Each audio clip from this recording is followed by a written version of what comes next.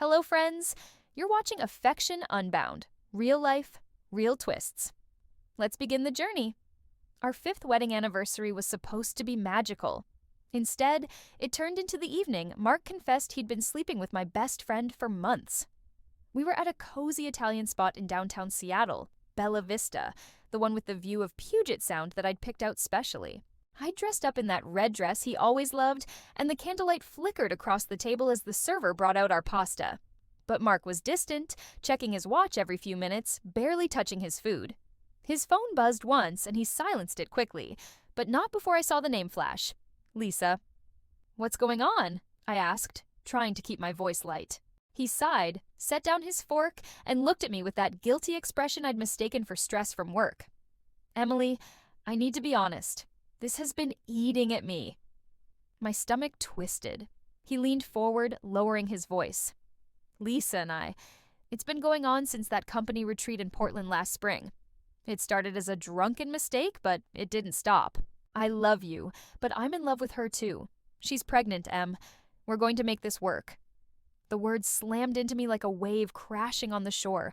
Lisa, my closest friend since college, the one who'd been my maid of honor. They'd been sneaking around behind my back in our circle of friends, probably laughing at how clueless I was. I didn't scream or throw my wine glass. Instead, I nodded slowly, forcing a calm I didn't feel. "Okay," I said. "Thanks for telling me." He blinked, surprised. "You're not upset?" "Oh, I am," I replied evenly. "But let's finish dinner. It's our anniversary, after all." We ate in silence, the food tasting like ash. When the check came, I paid with our joint card, tipped generously, and we walked out to the car. He drove us back to our apartment in Capitol Hill, probably thinking we'd talk it out, that I'd beg or fight. But my mind was already miles ahead. As soon as we got home, I excused myself to the bedroom. While he scrolled through his phone in the living room, texting her, no doubt, I started packing. Not everything, just the essentials. My clothes, jewelry from my mom, my laptop with all my design files, and the deed to the cabin in the Cascades that was in my name only. I logged into our shared bank app and transferred exactly half the savings to my personal account. Fair and square, no theft. Then, I changed all my passwords, canceled the joint streaming subscriptions, and even removed him from my phone plan. Quiet, efficient, like tying up loose ends at the end of a project. I didn't confront him that night.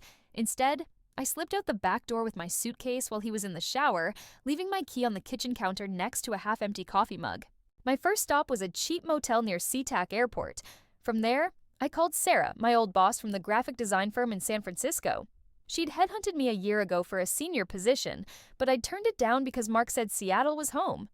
"Emily, it's midnight," she answered, sleepy but alert. "The offer still open?" I asked. Silence, then a chuckle. "Hell yes. When can you start?"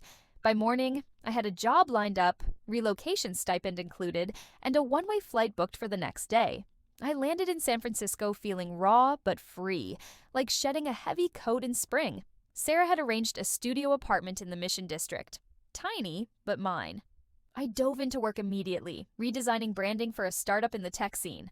The team was dynamic, no nonsense, and I thrived. Mornings, I ran along the Embarcadero, pushing my limits with a local jogging group led by a guy named Javier, a retired marathoner who didn't sugarcoat feedback. "Faster, Emily, you're holding back," he'd yell, and I'd push harder, leaving the pain behind with each step. At the office, I met Alex Chen, the lead strategist. He was brilliant, always questioning assumptions in meetings, never letting sloppy ideas slide. One afternoon, after nailing a pitch to a big client, he caught me in the break room. "You don't pull punches," he said with a grin. "Neither do you," I shot back. It wasn't flirtation at first, just respect, but it built from there. Mark started blowing up my phone the next morning after I left. Voicemails piled up. "Em, where are you? This isn't funny." By afternoon, texts flooded in, frantic. He must have come home from work to find my things gone, the empty closet a gut punch. He called Lisa probably, thinking I'd gone to her. Ironic, since she was the last person I'd turned to. Then the bank notified him of the transfer. "What the hell, Emily? $20,000? Call me now."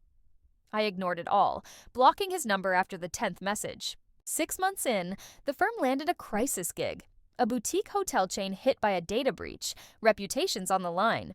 Sarah put me in charge of the rebrand. I worked non-stop, collaborating with Alex on visuals that screamed security and trust. We pulled all-nighters, debating fonts and color schemes until dawn. By the end, the client raved about our work in a press release. Emily Hayes turned our nightmare into a fresh start. That quote went viral in design circles, opening doors I never knew existed. A year after that disastrous dinner, I mailed Mark the divorce papers via certified mail. No note, just the forms, signed and notarized. His calls came raging back, unblocked temporarily for legal reasons. "We can fix this, Em. It was a mistake. Lisa and I... It's complicated." I deleted the voicemails without a second thought.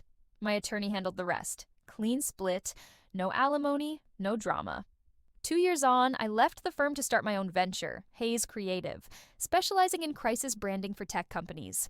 Sarah invested seed money, and Alex came on board as co-founder. We bootstrapped in a shared workspace in Soma, grinding through pitches and prototypes. Rejection stung, but each no fueled us. Slowly, wins trickled in, a fintech startup needing a post-hack glow-up, then a health app recovering from a PR flop. Our reputation snowballed. By year 2, we had a waitlist and a sleek office overlooking the bay.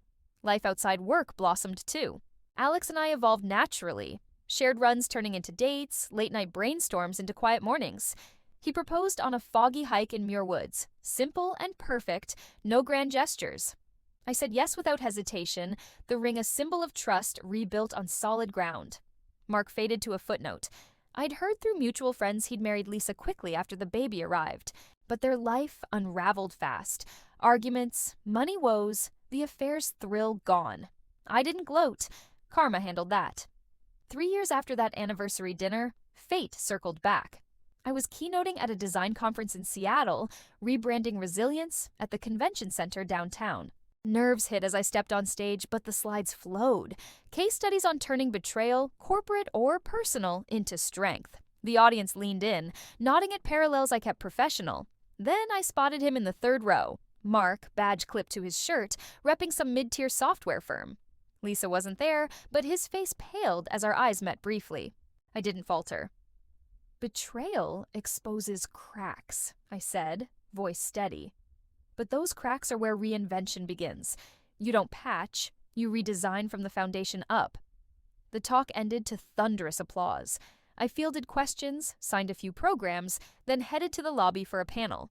Mark intercepted me near the escalators, looking older, lines etched deeper. "Emily," he rasped, stepping close, "can we talk? Just 5 minutes." I paused, unflinching. "About what, Mark? You said it all that night at Bella Vista." He shifted, eyes pleading. "I screwed up. Lisa and I, it fell apart. The kid's great, but we divorced last year. I see now what I lost. You were everything. Can't we try again? For old times?" The irony burned. Before I could respond, Alex appeared, sliding an arm around my waist. "Ready for the panel?" he asked, then turned to Mark with polite curiosity. "This is Alex Chen," I said coolly, "my co-founder and husband." Mark's jaw slackened, color draining. "Husband?" he whispered. I nodded. "We tied the knot 6 months ago. Small ceremony in Napa. Friends, family, no drama," he stammered.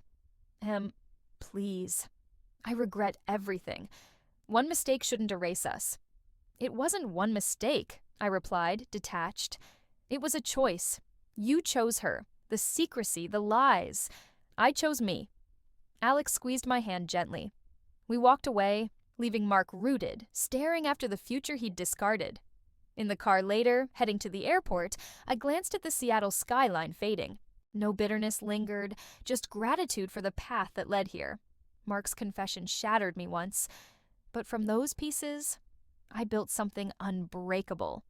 And that, I realized, was the ultimate revenge.